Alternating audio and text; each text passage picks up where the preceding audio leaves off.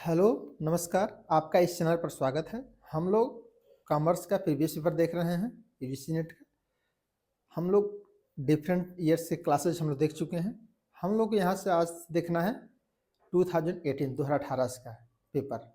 आप जानते हैं इससे पहले 2017 तक फर्स्ट पेपर जो general awareness related, teaching aptitude related चीज़ें होती थी।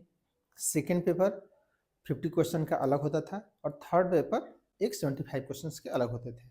लेकिन इन दिस ईयर से अब केवल सेकेंड पेपर में कॉमर्स पूछा जाता है और अब तक से वही प्रक्रिया चल रही है जो 100 क्वेश्चन का होता था। तो ये बेसिकली कुछ चीज़ें इंटरेस्टिंग में बात आपको बता दूं। जब हम लोग ऑनलाइन एग्ज़ाम में दे रहा था 2017 में 2017 उसमें मेरा जेआरएफ हुआ। उसमें क्या हुआ कि एक घटना मैं बताऊं कि होता क्या था कि जैसे फर्स्ट पेपर है, सेकंड पेपर है, थर्ड पेपर है। फर्स्ट पेपर हो गया, सेकंड पेपर हो गया, थर्ड पेपर हो गया। मैं इसलिए बता रहा हूँ क्योंकि देखिए हमेशा मैं नहीं बताता हूँ कुछ अनावश्यक चीज़ें, लेकिन इसमें बता रहा हूँ क्योंकि इंटरेस्टिंग ये है। फर्स्ट पेपर तो मान लीजिए कि जनरल अवेयरनेस रिलेटेड है या टीचिंग एप्टीट्यूड से रिलेटेड चीज़ें हैं। जो सेकेंड पेपर भी कॉमर्स होता था जानते ही हैं, और थर्ड पेपर भी कॉमर्स होता था और एक ही दिन में होता था। ये लगभग 9:30 से आई थिंक होता था। 60 क्वेश्चन आते थे पहले, 60 क्वेश्चन जिसमें 50 करने होते थे। और ये सबसे बड़ी दिक्कत क्या होती थी कि अगर मान लीजिए कि क्वेश्चन में ओमार शीट फिलअप किए तो उसमें काउंट करना पड़ता था 50 हुआ कि नहीं। अगर 51वां क्वेश्चन आप कर दिए तो समझिए कि वो आप लोग फिल नहीं करेंगे। होता क्या था, जैसे मान लीजिए कि आप 59 क्वेश्चन किए नंबर का, वो सही था और क्वेश्चन टोटल हो गया 51, सही कर दिए, तो लास्ट वाला क्वेश्चन आपका नहीं चेक होगा, ऊपर से ही 50 क्वेश्चन लिए जाएंगे। और ये बहुत हम लोग 10 बार तो काउंट करते थे वो हमारे सीट को, 1 2 3 50 हुआ कि नहीं, 50 क्वेश्चन हुआ कि नहीं, 51 तो नहीं हो गया। क्योंकि 51 हुआ है अगर, तो मान के चलिए कि लास्ट वाला क्वेश्चन नहीं जचेगा, वो भले ही सही हो। ये हो गया। फिर कॉमर्स का होता था सेकेंड पेपर 50 क्वेश्चन का, फिर थर्ड पेपर होता था 75 क्वेश्चन का। उस दिन ऐसा लगता था कि हम लोग जन्म ही लिए हैं पेपर देने के लिए। क्यों? क्योंकि 2 बार 3 बार कोई मार्कशीट भरना है, 3 बार पेपर मिलेगा, 3 बार वो मार्कशीट सबमिट होगा, 3 बार सिग्नेचर होगा, 3 बार वेरिफिकेशन होगा, 3 बार सब कुछ, 3-3 बार। अब आप सोचिए कि एक दिन में 9:30 बजे से लेकर के साढ़े साढ़े 4 बजे तक होता था एग्जाम। 9:30 से साढ़े 4 बजे को 3 पेपर होते थे, रेस्ट दे दे करके आधे घंटे 1 घंटे का रेस्ट रहता था। अब सोचिए कितना डिफिकल्ट काम था। सबसे बड़ा टेंशन तो गोला करने वाले था कि अरे गलत हो जाएगा, सही हो जाएगा, ये सिग्नेचर नहीं छूटा, वहाँ 2 हो गया गोला, यह 1 गोला हो गया। ये बहुत टेंशन बना रहता था हमेशा। और मुझे तो ऐसा लगता था कि उस दिन जन्म ही हुआ है पेपर देने के लिए, क्योंकि 8 बजे निकल जाइए और 6 बजे तक 3 पेपर दे के आइए एक दिन में। अब जानते कितना डिफिकल्ट था। और इंटरेस्टिंग बात ये थी कि दोनों कॉमर्स था। तो एक बार हमारे क्लास में, अब इलाहाबाद जब मैं पेपर दे रहा था, महरौली एयरपोर्ट है ना, तो वहाँ पे एक सीबीएसई बोर्ड का स्कूल है, वहीं पेपर हो रहा था। वो स्कूल का नाम नहीं याद आ रहा है, रिकॉल नहीं कर पा रहा हूँ। तो ये एक मैम थी वहाँ की जो गाइडिंग कर रही थी हम लोगों की। तो वो बोली, अच्छा ये भी कॉमर्स है, अच्छा ये भी कॉमर्स है, दोनों कॉमर्स होता है। तो कहें कि जब दोनों में कॉमर्स ही पूछा जा रहा है तो क्यों ना एक कर दिया जाए। क्या जरूरत है 2 ऑप्शन, ये भी ऑप्शनल है, ये भी ऑप्शनल है। पहले तो इसलिए ये होता था क्योंकि रिटन होता था ये। ओके, इसकी भी लॉजिक समझ लीजिए। ये क्यों थर्ड पेपर आया? क्योंकि ये रिटन होता था, लिखित। तो ये दोनों पेपर में जो पास होता था उसी की रिटन कॉपी चेक होती थी, इसलिए ऑब्जेक्टिव होता था कि इसमें पास होना आवश्यक है, इसमें पास हो जाएंगे तब ये कॉपी चेक होगी, राइट। अब थर्ड पेपर हो गया, जब रिटन हटा 2012 में, तो ये आ गया। तो इसको भी हटाने की बात चल रही थी। क्यों? क्योंकि दोनों जब ऑप्शन लिए तो रखने की आवश्यकता है। और वो मैम कहीं क्या रखने की आवश्यकता है, और भाग्य जैसे होता है ना, माँ सरस्वती जी उनके जीवा पर वास कर गई। और वास्तव में 2017 में हम लोग के बैच में बोली थी और 2018 में खत्म। ये समझिए उसी समय से हम लोग नेट जेआरएफ सब हो गए थे, कोई दिक्कत नहीं थी, राइट। तो इस ये थोड़ा चीज़ें थी जो मैं बताना चाहता था। चलते हैं क्वेश्चन पे। जानते हैं 100 क्वेश्चन होंगे। 100 क्वेश्चन को हम लोग 2 पार्ट्स में डिवाइड करके पढ़ेंगे। 50 क्वेश्चन इसमें, 50 question rest of next video में, राइट। क्योंकि वीडियो लंबी हो जाएगी तो आप लोग को अच्छा भी नहीं लगेगा। और यूटिलिटी नहीं रहती है, प्रोडक्टिविटी होती है ना पढ़ने की, वो नहीं रह पाती है, क्योंकि अब लगता है कि कैसे भी निपटा रहे हैं।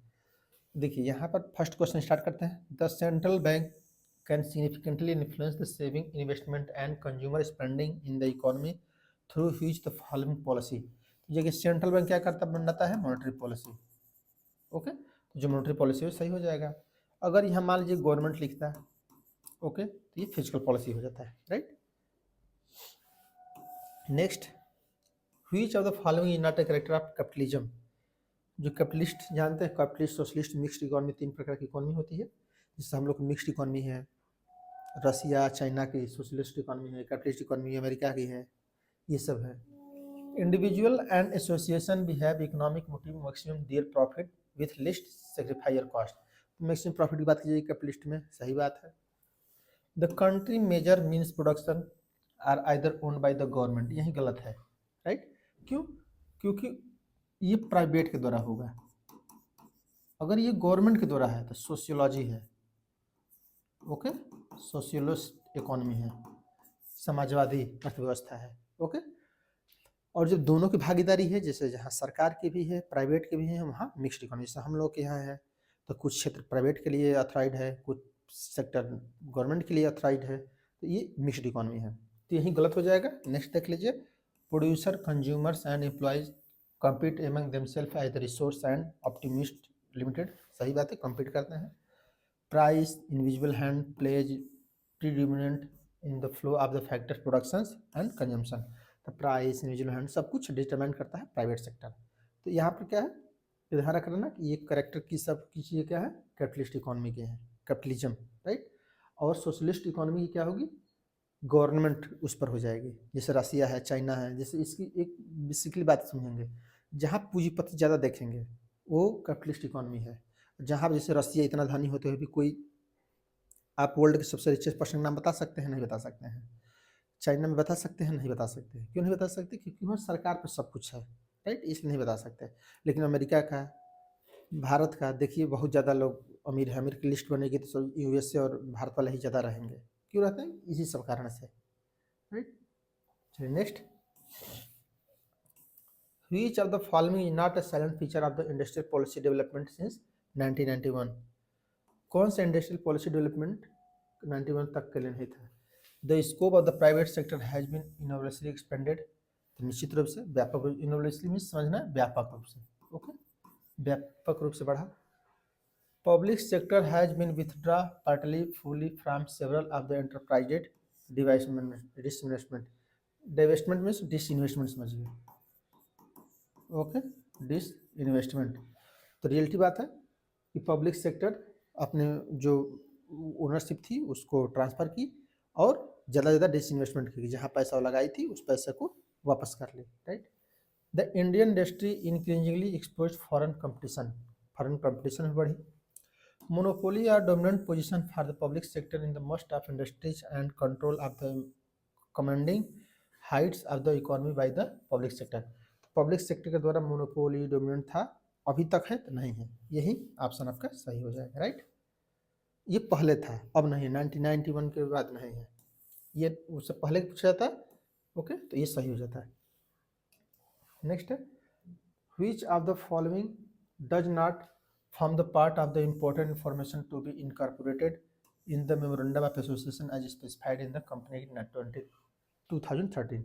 जानते हैं, एक होता है मेमोरेंडम ऑफ एसोसिएशन और एक होता है memorandum of articles, article of association, article, memorandum of article.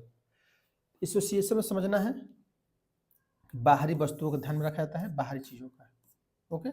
Article में क्या होता है, इंटरनल कैसे चलेगी कंपनी, उसके रिलेटेड होता है, ओके। तो जैसे यहाँ पर समझिए, नेम ऑफ द कंपनी, तो नेम क्या है, बाहरी चीज़ों के लिए है, ओके। नाम, जैसे नेम वया के पढ़े होंगे, objective clause, name clause, capital clause, ये सब चीज़ें किस में आती हैं, ऑफिशियल क्लॉज, ये सब एसोसिएशन में है। The objective of which company incorporated, objective clause भी देखिए आ गया। The rules, regulation, bye laws, internal management, देखिए इंटरनल मैनेजमेंट आ गया ना, यही नहीं होगा, क्योंकि इंटरनल मैनेजमेंट किस में है, आर्टिकल में आता है, ओके, ये ध्यान रखे रहिएगा हमेशा। आर्टिकल में क्या आएगा, इंटरनल रिलेटेड चीज़ें आएंगी, कंपनी को ओपन होगी, क्या करेगी, किसी में भी से व्यवसाय करेगी, कब खुलेगी, कब बंद होगी, ये सब चीज़ें क्या है इंटरनल में आर्टिकल में आता है, right. The liability of the company weather limited unlimited, limited होगा अनलिमिटेड होगा, ये भी सब चीज़ें उसी के हैं। नेक्स्ट है the volume of imports tend to very high when there is a conjunctive high rate of economic growth and sharp fall in the relative price of imports and vice versa. यहाँ पूछा जा रहा है कि जब किसी देश की विकास होता है तो इम्पोर्ट ज़्यादा बढ़ जाते हैं, ये सत्य है। जैसे आप ज़्यादा धनी हो जाएंगे तो नहीं चाहेंगे कि इम्पोर्ट गुड्स मांगे, कोई भी चाहेगा कि एप्पल का फ़ोन रखें, मर्सिडीज कार रखें, ओके, बहुत बढ़िया बढ़िया गुड्स यूज करें, ये सब चीज़ें तो उसी का लॉजिक बता रहा है। नेक्स्ट है high rate growth ceteris paribus is associated with rise in imports and increase in the imports. Ceteris paribus is associated with the fall in the relative price imports. तो relative price रिलेटिव में अन्य बातों के समान रहने पर ये क्या ceteris paribus मीन्स अन्य बातों के समान रहने पर ये इम्पोर्ट इंक्रीज होता है और associated with fail in the relative price of import. तो ये क्या है एक्सप्लेनेशन और ये सही है, राइट, एक्सप्लेनेशन भी सही है। Which of the following statement is not a correct relating to consumerism? Consumerism में क्या है? Consumerism is manifestation of failure of the business is guarantee and ensure consumer legitimate right. The government does not have any role in consumer protection. It is the part of business organization alone. Consumers should be accept a consumer as means of asserting and enjoying their rights. Consumerism evaluating is not a setback of marketing but rather point of the next stage in the evolution of the intent marketing. इसमें क्या होगा consumerism means इसमें be the government does not have any role, ऐसा नहीं है कंज्यूमरिज्मवादी में, ऐसा नहीं है कि गवर्नमेंट का कोई रोल नहीं होगा, ऐसा हो ही नहीं सकता। ओके, कंज्यूमर प्रोटेक्शन देखिए सीपी एक्ट कब लागू हुआ है 2019 में, ओके, ये किस लिए लागू हुआ है, इसलिए कंज्यूमरिज्म को प्रोटेक्ट करने के लिए, तो इसलिए यही ऑप्शन आपका गलत हो जाएगा, राइट। नेक्स्ट है which one of the following is not A covered on the approach adopted by NITI Aayog. NITI Aayog की तरफ कौन सा अप्रोच कवर नहीं किया गया है? 5 year plan, 3 year plan, 7 year plan, 15 year plan. ये 5 ईयर प्लान, क्योंकि 5 ईयर प्लान के आधार पर ही नीति आयोग आया था 2015 में, राइट, तो इसलिए तीनों चीज़ें नहीं होगी। इसलिए देखिए गवर्नमेंट को कहा भी जाता है कि जो पुरानी सरकारें कर रही थी उसी के चेंज किया था। सोचिए 3 साल का प्लान है आपके पास, 15 साल का प्लान है, 7 साल का, 5 साल का क्यों प्लान नहीं है? 3, 7, 15 का है, 5 का नहीं, क्यों? क्योंकि 5 का चल रहा था, ओके, जो कि कोई इसका लॉजिक नहीं है कि 3 है, 7 क्यों है, 15 क्यों है, बहुत ज़्यादा लॉजिक नहीं है। 5 तो समझ में आता है, चलो कि 5 साल की गवर्नमेंट चूज की जाती है, तो जो गवर्नमेंट आएगी वो अपने हिसाब से रखेगी पॉलिसी को, ओके। नेक्स्ट है personal transaction of the owners of the business are not recorded in the books. Personal transaction, यहाँ पर देखिए दो चीज़ें हैं, थोड़ा सा समझिए। Personal transaction owners of the business are not recorded in the books, तो इसमें ये नहीं बताया जा रहा है कि बुक्स में रिकॉर्ड नहीं होगा, बुक्स में रिकॉर्ड होगा लेकिन पर्सनल ट्रांजेक्शन के आधार पर नहीं होगा, ओके। सेपरेट एंटिटी, पृथक अस्तित्व में आप एज ए कस्टमर समझिए, आप एज ए कस्टमर हैं, ओके, न कि पर्सनल आप व्यक्ति हैं, ओनर हैं, तो इसलिए ये सेंटेंस सही हो रहा है। तो इसको दो तरह से नहीं समझना, ये नहीं समझना कि रिकॉर्ड होगा ही नहीं, रिकॉर्ड होगा लेकिन पर्सनल ट्रांजैक्शन के अनुसार नहीं होगा, ये बात समझना है, right. According to the business entity concept, जो इसी की बात की जा रही है, बिजनेस एंटिटी कॉन्सेप्ट पृथक अस्तित्व की अवधारणा कहा जाता है कि जो ओनर होगा और बीएसयू दोनों अलग अलग होंगे, तो उसी बताया जा रहा है enterprises is considered as accounting separate from owners. तो अकाउंटिंग इस में सेपरेट ओनर से सेपरेट होती है कंपनी, इसीलिए तो जैसे पूंजी होती है कंपनी की, वो लायबिलिटी में क्यों दिखाई जाती है? क्योंकि कंपनी तो किसी न किसी व्यक्ति की होती है, लेकिन फिर भी लायबिलिटी में दिखाई जाती है, क्यों? क्योंकि पृथक अस्तित्व है, पूंजी और ओनर दोनों अलग अलग हैं, इसलिए दायित्व है उसका, right. Which of the following is not example functioning activity to reference to the cash flow statement. तो कौन सा फाइनेंसिंग एक्टिविटी है? देखिए फाइनेंसिंग जो ही आए हैं, क्या समझना है? समझना है कि जो शेयर होल्डर की स्ट्रक्चर है वो चेंज होगा, या डिवेंचर और शेयर होल्डर के प्रभाव पड़ने वाला है, ओके, जो उसका ओनरशिप है वो डिस्टर्ब होने वाली है। ये कैसा होगा? देखिए नॉट पूछा जा रहा है, रीपेमेंट ऑफ बैंक लोन, देखिए बैंक लोन लेंगे तो फिर डेट डिस्टर्बेंस आएगी, right. Interest on debenture, dividend paid, interest on debenture और डिविडेंड पेड करेंगे तो ये तो ऑपरेटिंग टाइप से रिलेटेड हो जाएंगी, जो फाइनेंसिंग सॉरी ऑपरेट ये फाइनेंसिंग से रिलेटेड है। Cash proceed from public deposits, cash मिल रहा है पब्लिक डिपॉजिट्स, ये भी है। सेल्स ऑफ फिक्स एसेट्स, ये क्या है, ये नहीं है, क्यों, क्योंकि ये क्या है, ये है investing activity, investing activity. Okay, जानते हैं कि कैश फ्लो 3 प्रकार से माना जाता है, फाइनेंसिंग एक्टिव, इन्वेस्टिंग और ऑपरेटिंग। तो ये तीनों है फाइनेंसिंग से, ये है इन्वेस्टिंग से, और ऑपरेटिंग में जिस नॉर्मल रूटीन में जो प्रॉफिट होगा उसको ऑपरेटिंग कहा जाता है, राइट, जिसके लिए कंपनी स्टेब्लिश हो रही होती है। Which one of the following statement is true about estimated cost and standard cost. Estimated cost और स्टैंडर्ड कॉस्ट, देखिए एस्टिमेटेड कॉस्ट मीन्स जो हिस्टोरिकल कॉस्ट पर निर्धारित होती है, जो ये सोचती है कि क्या होना चाहिए या क्या होने होगा, ये है। और स्टैंडर्ड कॉस्ट क्या होना चाहिए, व्हाट शुड बी, राइट। ये सब चीज़ें स्टैंडर्ड कॉस्ट के आधार पर तो नियंत्रण करने के लिए होती हैं, ये होल चीज़ों को बताने के लिए होती है कि क्या प्राइसिंग कैसे होगी, डिसीजन कैसे लिया जाए, स्ट्रेटजी क्या होगी, प्राइस स्ट्रेटजी क्या होगी, ये सब एस्टिमेटेड कॉस्ट के अनुसार होता है, राइट। चलिए देखते हैं। Standard cost are based on scientific analyse engineering studies, well estimated cost are based on historical. देखिए तो ये सही है, मैं बताया कि हिस्टोरिकल कॉस्ट पर एस्टिमेटेड कॉस्ट होता है, स्टैंडर्ड कॉस्ट पर ये स्टैंडर्ड कॉस्ट होती है, right. Next, standard cost emphasis on what cost will B do, while estimated cost is the what should be, नहीं ये इसका होगा, राइट, और ये इसका होगा, ऐसे समझिए। तो ये अपोजिट बोला गया है, व्हाट कॉस्ट विल बी, क्या कास्ट होगी एस्टिमेटेड है, और क्या होना चाहिए स्टैंडर्ड है, right. Standard cost is more frequently revise compare to estimate cost, नहीं ऐसा कुछ नहीं है। Estimated cost are more stable than standard costing, ऐसा भी कुछ नहीं है, स्टेबल नहीं है, राइट। तो ये आपका ऑप्शन फर्स्ट सही हो जाएगा। नेक्स्ट है, which one of the following statement is not true, an expenditure intend a benefit current year in revenue expenditure, amount paid for acquiring goodwill is capital expenditure, wage paid for installation of a new machine is usually debited to wage account, revenue expenditure is not intended benefit future period. देखिए यहाँ पर ये option सही हो जाएगा, क्यों होगा, क्योंकि वेज पेड इंस्टॉलेशन, वेज एक नई मशीन यदि आप कोई परचेज कर रहे हैं और नई परचेज मशीन में यदि कोई वेज दे रहे हैं तो मशीन अकाउंट में डेबिट होता है, ओके, मशीन अकाउंट में डेबिट होगा, राइट, ना कि वेज अकाउंट में, इसलिए गलत हो रहा है, राइट। और सेंटेंस जो है ऑल सही है।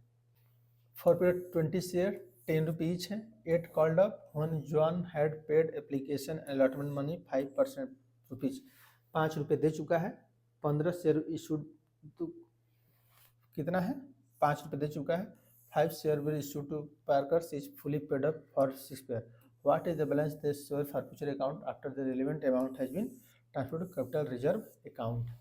देखिए यहाँ पर क्या है, on the zone paid application allotment money, तो 20 शेयर है, तो यहाँ पर क्या ध्यान रखना है, कितना कैपिटल रिजर्व अकाउंट में होगा, तो हमको केवल क्या करना है, 5 का ट्रीट करना है, कि जो 20 शेयर है और जो 15 शेयर इशू हो रहे हैं, तो बेसिकली 20 में से 15 इशू हो रहे हैं, तो 5 शेयर बच रहे हैं, इसी की वैल्यू ट्रांसफर होगी शेयर कैपिटल रिजर्व अकाउंट में, और 5 रुपये मिला है, तो यही 5 गुणे 25 सॉरी 5 गुणे 5 इंटू 25 रुपये आपका शेयर कैपिटल रिजर्व अकाउंट में ट्रांसफर होगा, क्यों, क्योंकि वही इशू नहीं हो रहा है, राइट, और जो इशू है तो एडजस्ट होगा, ओके, लेकिन ये कैपिटल रिजर्व अकाउंट में डायरेक्ट ट्रांसफर हो जाएगा, okay. Next, X and Y sharing profit in ratio 7 to admit Z 3/7 share in the new firm in the which x 2/7 from x and 1/7 from y, the new ratio of x and z। देखिए तो इसका simple से तैयार करने के लिए क्या होता है, इसका देखिए ये है 7.10 और 3.10, ये है 27 देखिए इसका सिंपल से क्या करना है, इसका शेयर कितना है 7/10 माइनस इसका शेयर कितना दे रहा है ये 27, ओके, इसको कैलकुलेट कर लीजिए, तो एक्स का हो जाएगा, वाई का ये 3 है /10 माइनस ये कितना है 1/7, ओके, देखिए इसको कैलकुलेट करिए पहले, 70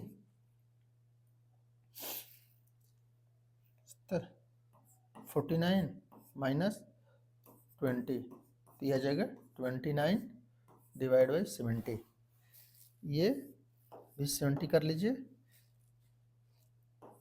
21 10, तो 11/70, और इसका कितना है जेड का, तो इसको बराबर करना पड़ेगा ना। तो देखिए जेड का कितना है 3/7, तो इसमें क्या करें कि 70 हो जाए, तभी तो बराबर हो जाएगा, सबसे इजी तरीका है। तो इसमें 10 से इसमें मल्टीप्लाई कर दीजिए, 10 से इसमें मल्टीप्लाई कर दीजिए, तो इसमें क्या हो जाएगा 30 डिवाइड बाई 70, तो 30 डिवाइड बाई 70। अब देखिए जो आएगा 29 11 30, देखिए यार है ना, ये आपका सही हो जाएगा, राइट। इस प्रकार से आप सही कर सकते हैं, ये इजी है, इसमें कोई बहुत मैथमेटिकल कैलकुलेशन नहीं है, समझ रहे हैं। एक बार आप सीख लेंगे कि सिंपल से उसमें क्या करना होता है, जितना सेक्रीफाइस कर रहा है उसको माइनस कर दीजिए बस। और जानते हैं कि जो बट्टे वाली चीज़ें होती हैं ये तो नीचे बराबर हो जाएगा तो ऊपर का ले लिया जाता है, तो जो लास्ट में हम लोग 3/10 को 7 को किए हम लोग, क्यों किए, क्योंकि लास्ट में 70 सबके आ जाए, ओके, इसलिए किए। नेक्स्ट है high operating ratio indicates favourable position, नहीं, क्योंकि ऑपरेटिंग रेशियो क्या देखना, जितना लोएस्ट होगा उतना ही अच्छा है। यही एक ऐसा रेशियो है जो हमें ध्यान रख रहेगा, ऑपरेटिंग रेशियो जितना नीचे होगा उतना ही अच्छा है, क्यों, क्योंकि एक्सपेंडिचर दिखा रहा है ना, इसलिए एक्सपेंडिचर जितना कम होगा उतना अच्छा है। High operating ratio leaves high margin to meet non operating expenses, non operating expenses meet करने के लिए होता है, राइट। इसमें क्या है, ये भी गलत है, तो ये दोनों गलत हो जाएंगे, A and B are incorrect, right. चलते हैं नेक्स्ट, करेक्ट और incorrect indicate, okay, following the two statement regarding concept of profit, profit concept से रिलेटेड है। According to profit is surplus total revenue over enable और paid out cost including both manufacturing and overhead expenditure, सही है, counting profit है। Economic और pure profit is residual left after all contractual cost have been made including the transfer cost, management, insurable risk, depreciation, payment of share holder, sufficient maintenance investment, its current level. यहाँ basically economic profit का और accounting profit का definition लिखा गया है, right, और इसी को बताना है कि ये सही है या गलत है। तो ये क्या है, दोनों सही हैं, राइट। अकाउंटिंग फिर समझ लीजिए, अकाउंटिंग प्रॉफिट क्या है, जो टोटल रेवेन्यू, आप कितनी रेवेन्यू मिल रही है उसमें से मैन्युफैक्चरिंग ओवरहेड एक्सपेंसेस माइनस कर दीजिए तो अकाउंटिंग प्रॉफिट आ जाएगी। और इकोनॉमिक प्रॉफिट क्या है कि कंट्रेक्चुअल कॉस्ट कितना है, ट्रांसफर कॉस्ट कितना है, मैनेजरियल, इंश्योरेंस, सैलरी, सब कुछ लेकर के इसको कहा था economic pure profit, right. Next है, अब देखिए ये क्वेश्चन आया हुआ है, दोबारा आया है, अगर आप ध्यान से देंगे समझेंगे तो दोबारा क्वेश्चन आया हुआ है, price elasticity coefficient, change in price, change in total revenue. देखिए यदि इलास्टिसिटी 0 है और प्राइस इंक्रीज करेगी तो चेंज इन टोटल इंक्रीज हो जाएगा, डिक्रीज करेंगे डिक्रीज हो जाएगा, ये सही है, राइट। लेस देन 1 होगा तो इंक्रीज डिक्रीज नहीं होगा, यही गलत होगा, ओके। लेस देन 1 होगा तो इंक्रीज से इंक्रीज होगा, डिक्रीज से डिक्रीज होगा, ये भी। ये इक्वल टू 1 वाला increase no change, decrease no change, ये भी ध्यान रख रहिए। More than 1 increase decrease decrease increase, तो यहाँ पर क्या ध्यान रखना है, फिर समझ लीजिए कि ये जो चीज़ें होती हैं ये सेम होती हैं, राइट। ये जो सेम होती हैं ये नो चेंज वाली होती हैं और ये अपोजिट वाली होती हैं, okay, opposite.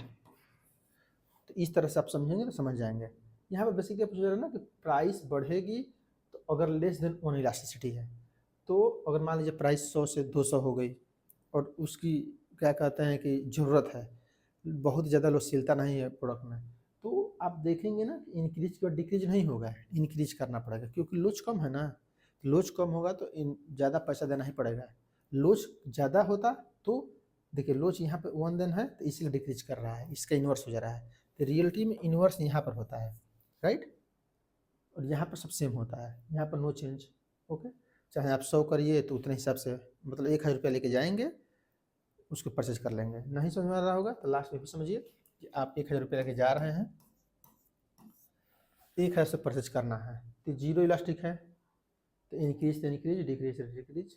Okay, elasticity zero है तो लेस देन 1 है तो ज़्यादा खर्च करेंगे, पहले कम कर रहे हैं तब ज़्यादा करेंगे। ओके, इसलिए डिक्रीज नहीं इंक्रीज हो जाएगा, राइट। इक्वल टू 1 है तो इंक्रीज इंक्रीज कोई दिक्कत नहीं है, इक्वल टू 1 है तो जितना घटेगा उतने बढ़ेगा, उतने बढ़ेगा उतने घटेगा। इक्वल टू 1 की मतलब ये होता है 10% चेंज होगा 10% बढ़ जाएगा, ये 10% घटेगा 10% बढ़ जाएगा, इक्वल हो गया। और मोर देन 1 है तो इंक्रीज पर डिक्रीज होगा, डिक्रीज पर इंक्रीज हो जाएगा, राइट। इस तरह से आप समझ जाएंगे। नेक्स्ट है which one of the following is not the basic property of the indifference curve.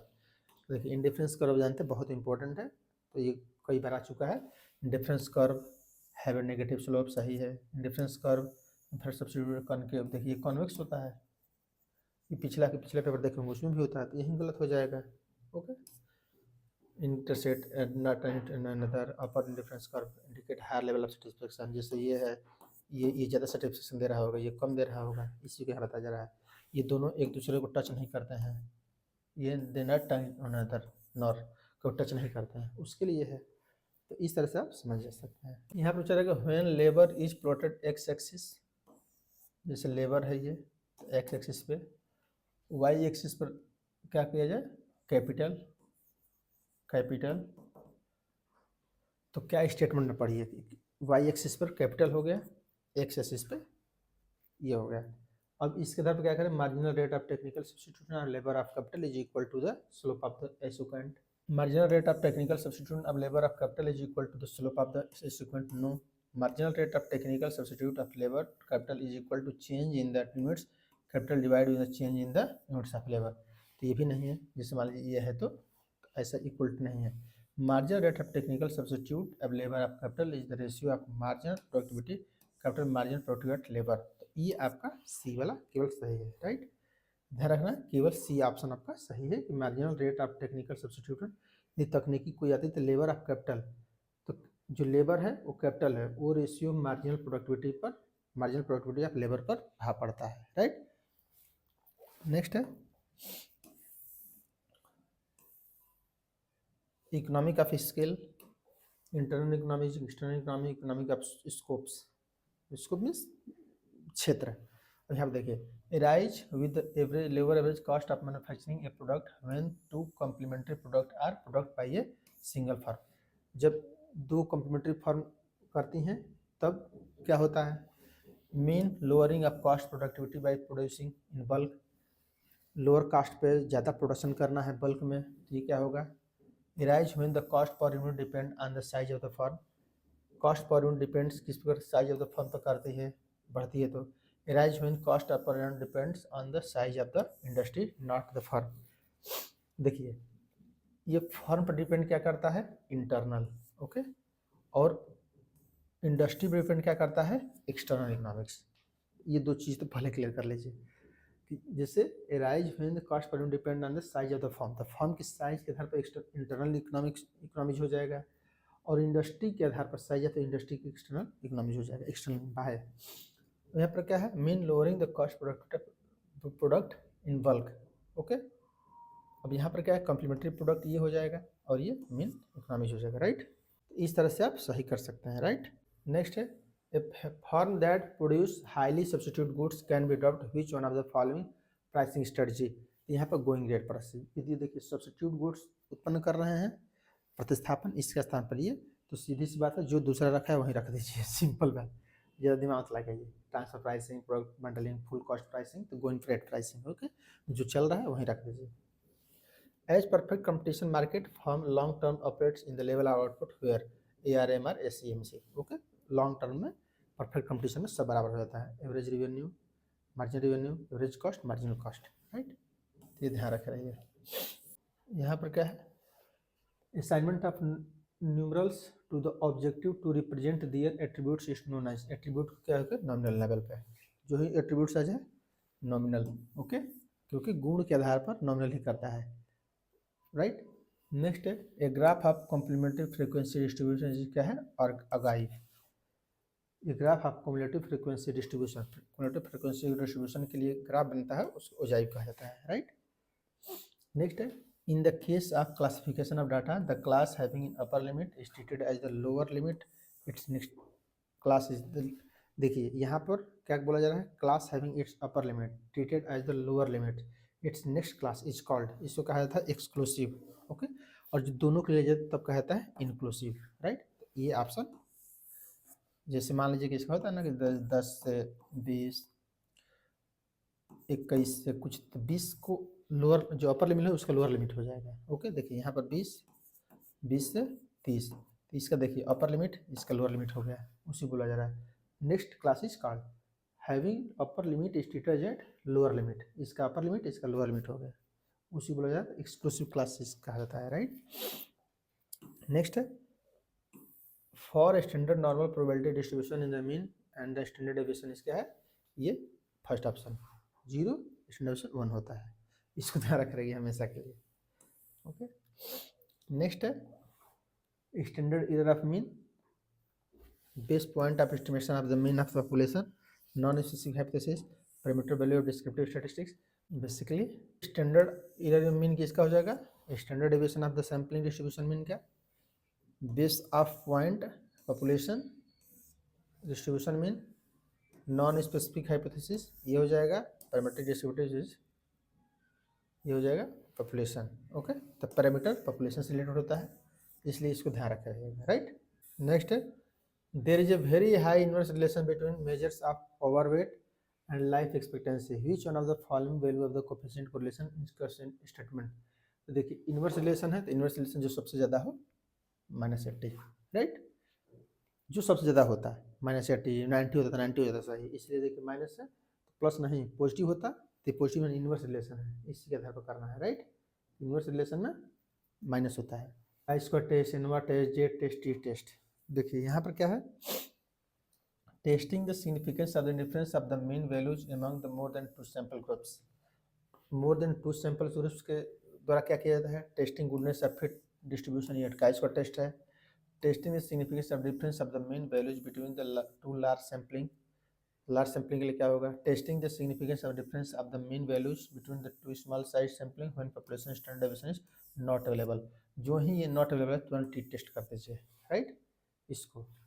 और एनवा टेस्ट के क्या हो जाएगा, testing the significance of difference of the mean values among the more than 2 sample, यदि मोर देन 2 सैंपल है तो एनवा test, और Z test का होगा testing the significance of difference of the mean values between the 2 large sample, large sample के लिए Z test. Okay, तो इस तरह से आप सही कर सकते हैं, तो ये दोनों सेम है और ये एक दूसरे के कॉन्ट्राडिक्टरी बोला गया है। देखिए यहाँ पर क्या हो रहा है, यहाँ पर बेसिकली जो ये मैनेजमेंट के होते हैं ना, इसको डिवाइड किया गया है, top level, middle level, lower level. Okay, तो यहाँ पर देखा जाता है सेल्स एग्जीक्यूटिव कौन होते हैं, लोअर लेवल पे, तो जो ऑपरेट लोअर मैनेजमेंट में आ जाएंगे, ब्रांच मैनेजर मिडिल में आते हैं, ये ध्यान रखिए। फोरमैनशिप ऑपरेटिंग फोर्स है, product manager top middle management, इस स्टेप से आप कर सकते हैं। यहाँ पर 29 के A sales executive operating, branch manager 2, foremanship 3 और product manager top middle management, right. तो इस टाइप से, क्योंकि देखिए फोरमैनशिप तो लोअर मैनेजमेंट में आएगा ही, ब्रांच जो भी ब्रांच होंगे इस पर आते हैं। ओके, जितने ब्रांच, प्रोडक्शन, सेल्स, ये सब मिडिल मैनेजमेंट है, राइट। जो काम करने वाले यहाँ पे हैं, जो स्ट्रेटजी बनाने वाले हैं वहाँ पे हैं। It is a significant feature of human that is plans, a plan is trap to capture of the future, दोनों सही हैं। फीचर्स का ह्यूमन दैट प्लान बनाता रहता है, मनुष्य क्या आदत है, प्लान बनाता रहता है, और प्लान क्या है, भविष्य को पकड़ने के लिए बनाया जाता है, दोनों सही है, राइट। नेक्स्ट है management is a set of principles relating to its function. Management क्या है, प्रिंसिपल है जो फंक्शन से रिलेटेड है, और management essential run all types organisation, ये सभी ऑर्गेनाइजेशन के लिए जरूरी है, राइट। ये दोनों सही है, लेकिन इसकी व्याख्या नहीं है, क्यों, क्योंकि जैसे management is set of principle relating to function, function से रिलेटेड है, क्योंकि ये सभी ऑर्गेनाइजेशन में लागू होता है, इसका कोई लॉजिक नहीं है, राइट, दोनों सही। नेक्स्ट क्वेश्चन है physical standard, cost standard, revenue standard, program standard. देखिए जो फिजिकल स्टैंडर्ड है वो लेबर आवर्स पर आउटपुट से है, ओके। प्रोग्राम स्टैंडर्ड टाइमिंग से, कॉस्ट स्टैंडर्ड मटेरियल से, और रेवेन्यू स्टैंडर्ड एवरेज सेल्स पर कस्टमर। कस्टमर से आप रेवेन्यू देखते हैं, मटेरियल कॉस्ट कॉस्ट स्टैंडर्ड देखते हैं, physical standard labour hours per unit से, ओके, और प्रोग्राम स्टैंडर्ड टाइमिंग प्रोडक्शन से, राइट। तो इस तरह से इस क्वेश्चन कर सकते हैं। नेक्स्ट है, which among the following is not a correct statement of regard to corporate governance. तो कॉर्पोरेट गवर्नेंस के संबंध में इंडिया में क्या नहीं है, every company must appoint individual form of auditors, सही बात है, ऑडिटर्स नियुक्त करेगी। The independent directors must attend at least 3 meetings, ये क्या होगा 4 होगा, ओके, इसलिए गलत हो जाएगा, यहाँ पर क्या होना चाहिए 4 meetings, right. One or more women directors recommended certain classes of companies, सही है, एक या एक से अधिक वुमेन्स की रिकमेंडेड जरूरी है डायरेक्टर रहे। Next, maximum number of permissible directors can not be 15 member public company, तो कोई भी एक व्यक्ति 15 से ज़्यादा में डायरेक्टर नहीं हो सकता है। The popular statement, if all have is a hammer, यदि आपके पास एक हथौड़ा है, every looks like a nail, तो वह एक कील की तरह दिखाई पड़ता है, सभी कील की तरह दिखाई पड़ता है, is given is as Maslow के कंसेप्ट है, राइट। नेक्स्ट है, functional leadership theory is associated with Hackman and Walton and McGrath के अनुसार है, तो मैकग्राथ हैकमैन के द्वारा दिया गया है फंक्शनल लीडरशिप थ्योरी, राइट। चलते हैं, इसमें कुछ बताने लायक चीज़ें नहीं हैं, जहाँ चीज़ें बताने लायक होंगी वहाँ पर निश्चित रूप से बताई जाएंगे। देखिए नेक्स्ट क्वेश्चन है, when two separate companies, two division same companies agree to place both their respective brand on a particular product or enterprise, this arrangement termed is क्या है, तो ये both co-branding and dual branding है, इसको double branding कह सकते हैं, को ब्रांडिंग भी कह सकते हैं। अगर डबल ब्रांडिंग नहीं होता तो ये तो निश्चित रूप से होना चाहिए को ब्रांडिंग भी सही हो जाता है, राइट, ये दो है, दोनों इसलिए लिखा जा रहा है। Next, the tangible goods are which consumer wants to compare quality, price and perhaps styles in several store before making purchase of, तो यदि आप कोई परचेज करने जा रहे हैं तो उसकी क्वालिटी, प्राइस क्या है, स्टाइल क्या है, ये सब देखने जाते हैं, तो ये शॉपिंग गुड्स है। जो शॉपिंग करने आप जाते हैं तो देखते होंगे कि अच्छा ये मॉल में बहुत अच्छा क्वालिटी क्या है, प्राइस कम है, ये वहाँ पे प्राइस कम है क्वालिटी अच्छी है, या परहैप्स स्टाइल वहाँ का बहुत अच्छा है, न्यू अराइवल आया हुआ है, तो शॉपिंग गुड्स होती हैं। कन्वीनियंस गुड्स मीन्स जो नज़दीक मिलेगा उसी को हम ले लेंगे, जल्दी से मिल जाएगा। तो जैसे मान लीजिए कि शैम्पू कोई लेना हो, कोई ऐसी चीज़ है जो, जैसे ब्रेड है, ब्रेड अब दूर नहीं जाएंगे लेने, कि उस दुकान पर जाएंगे तभी लेके आएंगे, जहाँ मिलेगा वहीं ले लेंगे। जैसे पोटैटो है, टोमेटो है, ये सब क्या जहाँ मिले वहीं ले लेंगे, तो कन्वीनियंस गुड्स है। अनसॉर्ट गुड्स, जो कि कस्टमर नहीं जानता है उसको बहुत ज़्यादा, जैसे इंश्योरेंस के बारे में, जनरल इंश्योरेंस के बारे में कस्टमर नहीं जानता है, उसको बताना पड़ता है, ये सब अनसॉर्ट गुड्स आती हैं, राइट। स्पेशलिटी गुड्स मीन्स कि जो प्रेस्टिजियस गुड्स है उसको स्पेशलिटी गुड्स कहा जाती है, राइट। नेक्स्ट है, when a company treats each single customer as separate segment, this is called is micro marketing. तो माइक्रो मार्केटिंग में क्या होता है कि सिंगल कस्टमर को ध्यान में रखकर प्रोडक्ट बनाए, जैसे मर्सिडीज कार है, तो मर्सिडीज में क्या फंक्शन होना चाहिए, क्या चीज़ें नहीं होना चाहिए, क्या होना चाहिए, ये कस्टमाइज की जाती है, तो कस्टमाइजेशन को ही माइक्रो मार्केटिंग कहा जाता है, राइट। नेक्स्ट है, under which of the following condition the level of consumer involvement will be not be high, कब कंज्यूमर का इन्वॉल्वमेंट हाई नहीं होता है। The consumer consider amount money involve to be large, the production as seeing having low potential of providing significant benefits, तो low potential नहीं होना चाहिए, यहाँ पर क्या होना चाहिए high potential, okay, high potential होना चाहिए, तो ये ऑप्शन सही हो जाता है। Next, the consumer lakhs information about alternatives satisfying need, तो जितना अल्टरनेटिव्स के बारे में कम जानकारी होगी उतना सेटिस्फाइंग नीड्स होंगी। और the product has considerable social importance, तो सोशल इंपॉर्टेंस भी होना चाहिए, तो ये तीनों सही है, सेकेंड ऑप्शन आपका गलत है, राइट। नेक्स्ट है, the mindset which is commonly associated with a long ago era when the demand for goods generally extended supply and primary focus on business was effectively produce medium quantity products, finding the customer which viewed as a relatively major function। देखिए ये basically एक चीज़ से सही कर सकते हैं, long इरा means बहुत समय पहले की बात की जा रही है, ओके, तो वहाँ पर क्या था, demand for goods generally supply से डिमांड हाई थी, तो जब डिमांड से सप्लाई हाई होती है तो इन दिस कंडीशन में ज़्यादा आपको मेजर फंक्शन, प्रोडक्ट, क्वांटिटी पर ध्यान नहीं रखना पड़ता, केवल प्रोडक्शन पर ध्यान रखना पड़ता है। ये किसका कंसेप्ट है, प्रोडक्शन कॉन्सेप्ट है, प्रोडक्शन कॉन्सेप्ट या प्रोडक्शन मार्केटिंग, ओके, या कॉन्सेप्ट। प्रोडक्शन कॉन्सेप्ट पढ़े होंगे, जहाँ डिमांड ज़्यादा होती है, सप्लाई कम होती है, तो केवल आप प्रोडक्ट का बेच सेल करेंगे, प्रोडक्ट प्रोडक्शन देंगे तो ऑटोमेटिक वो सेल हो जाएगा। तो इसको कहा था प्रोडक्शन कॉन्सेप्ट। जैसे 200 साल पहले होता होगा, कोई गुड्स कम बन रही होगी लेकिन उसको डिमांड करने वाले ज़्यादा है, तो जितना लोग बना रहे होंगे सब बिक जा रहे होंगे। वहाँ मार्केटिंग की ये सब की चीज़ों की आवश्यकता नहीं होगी कि आप प्रमोशन करना है, सेल्स करना है, ये सब कुछ नहीं। जो चीज़ बना रहे होंगे वो बिक जा रहा होगा। ये प्रोडक्ट कॉन्सेप्ट है। नेक्स्ट है the firms with product orientation typically focus on the quality and quantity of offering while assuming the customer will seek out and buy reasonable priced well made products। तो ये क्या है, product concept है। Okay, जो quality और quantity की बात आ जाए तो ये प्रोडक्ट कॉन्सेप्ट है कि प्रोडक्ट अच्छा होगा तो बिक ही जाएगा। इसका मेन कॉन्सेप्ट यही है कि प्रोडक्ट अगर अच्छा बनाएंगे तो बिकना है, और प्रेजेंट टाइम में तो चाहे जो बना दीजिए वो सब बिकना है। ओके, तो इसलिए ये गलत हो जाएगा, ये सही है। नेक्स्ट क्वेश्चन है tariff, import quota, local content law, local operating laws, standard cost certification boycott, इससे रिलेटेड है। देखिए एक एक करके देखते हैं। A regulation specifying the proportion of a finished product component and labour that must be provided by importing quantity. तो जो इंपोर्ट की क्वांटिटी हो रही है वो क्या होना चाहिए, ये लोकल कंटेंट लॉ होना चाहिए, राइट। नेक्स्ट है tax impose on product entering a country and use to product domestic product and raise revenue. Raise revenue से रिलेटेड है, तो ये टैक्स टैरिफ के लिए यूज होता है। Okay, a requirement that a product contain or excluded certain ingredients are the tested and certified in meeting certain strictive standard. तो ये टेस्टेड होना चाहिए, सर्टिफाइड होना चाहिए, सब क्या है, standard and certified. Limiting amount of a particular product that can be brought into a country, protect domestic industry or broadcast extend its market। तो ये क्या है, इंपोर्ट कोटा निर्धारित की जा रही है। A refusal of by product, refuse करना किसी प्रोडक्ट को, तो ये क्या है, बाइकॉट है। और एक constant how when where relating conducted, retail conduct हुए, या क्या होगा, लोकल ऑपरेटिंग लॉज हो जाएंगे।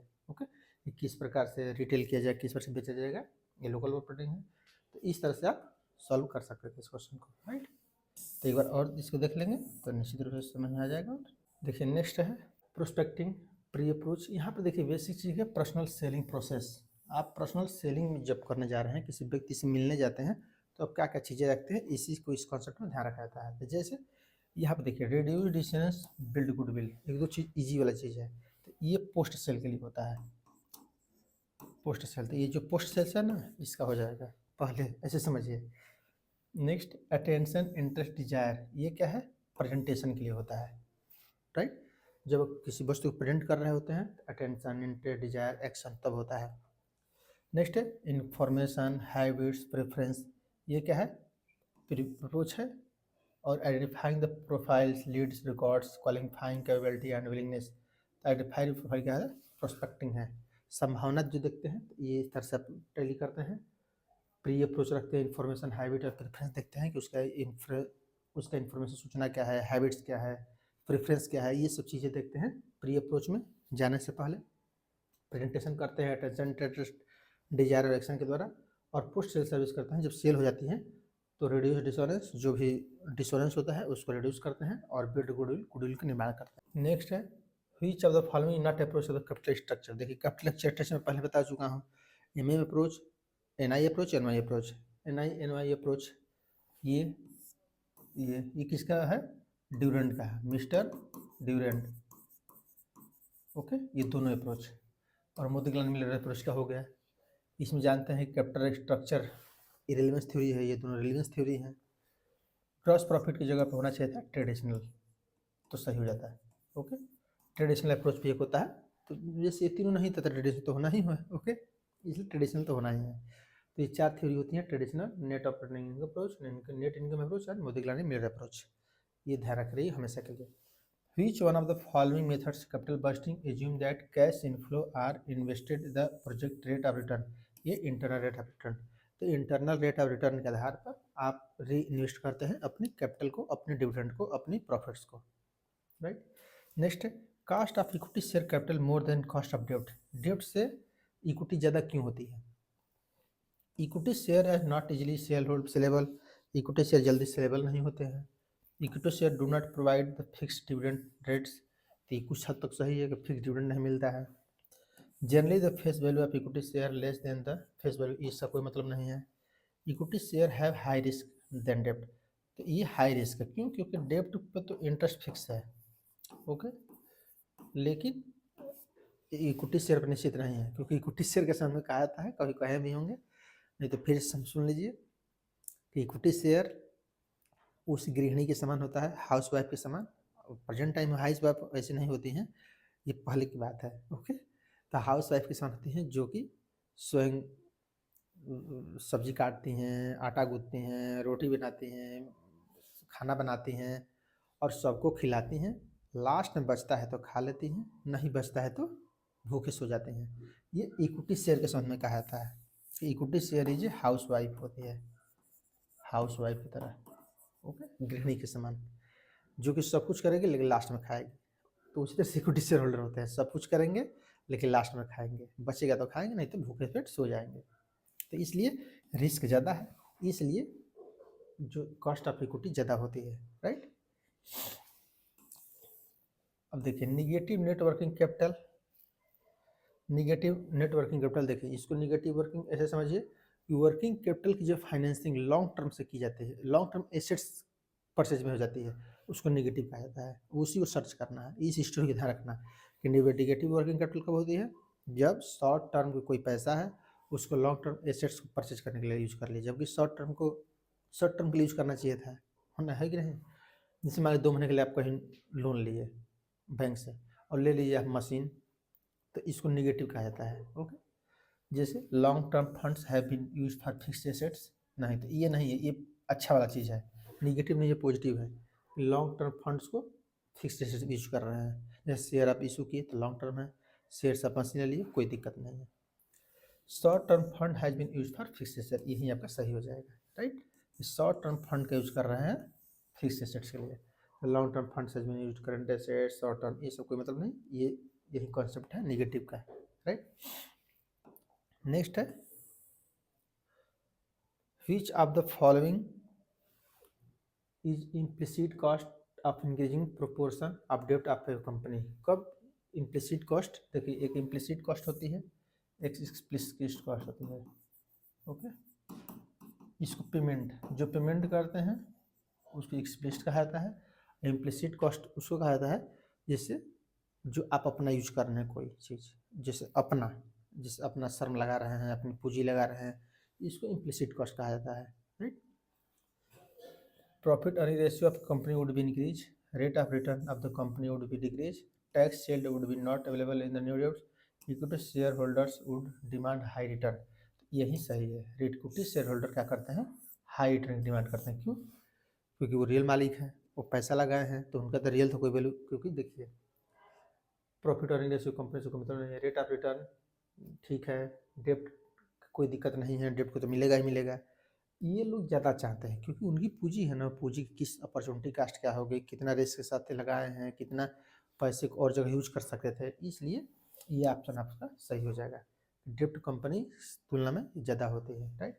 नेक्स्ट है probability index of project, the ratio of present value of the cash inflow, क्या है, total cash inflow, total cash outflow, present value of the cash inflow, ये होता है present value of the cash outflow, present value of the inflow, इसी को pi ratio कहा जाता है, ध्यान रखिए।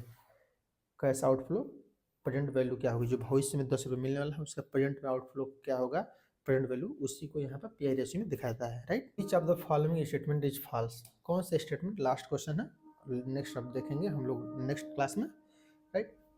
Which one of the following false, कौन सा गलत है, effective dividend policy is important tools achieve the goals of wealth maximization, सही बात है, इफेक्टिव डिविडेंड पॉलिसी होगी तो वेल्थ मैक्सिमाइजेशन हो सकेगा शेयर होल्डर का निश्चित रूप से।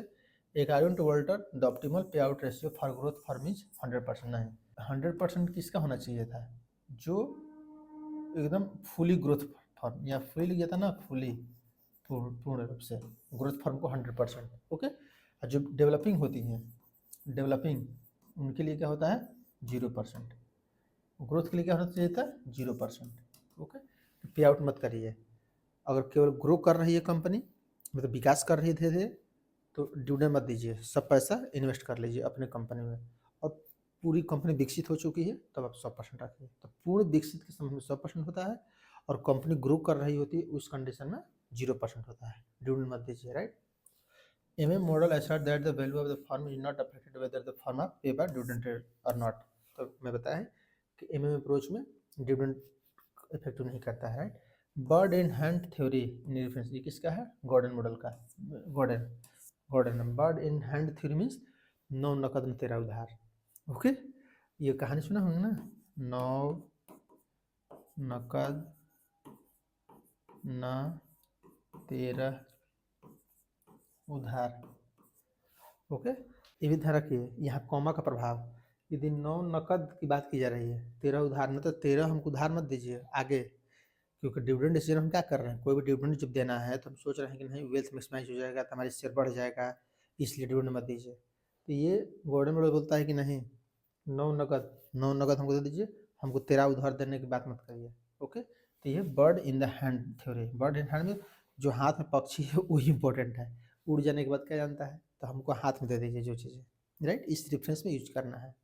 तो यहाँ पर 9 नकद ना 13 उधार की बात की थी, और जो कॉमा की बताते इस कॉमा को हटा दीजिए, यहाँ पर लगा दीजिए, तो क्या होगा, 9 नकद ना, 9 नकद मत दीजिए, 13 उधार बाद में दे दीजिएगा।